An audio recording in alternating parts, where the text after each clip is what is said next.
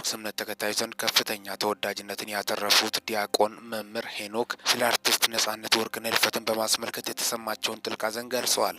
ያን በማስመልከትም እንግዲህ ሲያስተላልፉ የነበሩ ቃላቶችን በማስመልከት ቁም ነገረኛና እንዴት ታላቅ ሰው እንደነበረ ስለሱ አድናቆታቸውን በመግለጽም ሕልፈቱን በማስመልከት ደግሞ የተሰማቸውን ጥልቅ ሐዘንን ገልጸዋል። በአሁኑ ሰዓት እሳቸውም ከፍተኛ ሐዘን እንደገጠማቸው ጭምርም ነው።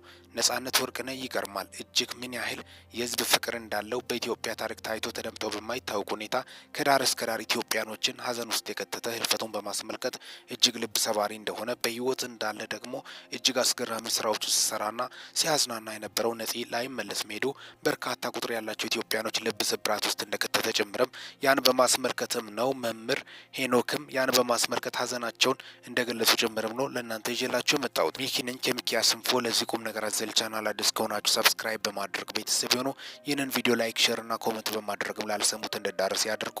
በወቅታዊ ነጫጭር መረጃ እስከምንገናኝ ድረስ በያላችሁበት ዓለም ክፍል ሰላም ያቆያችሁ።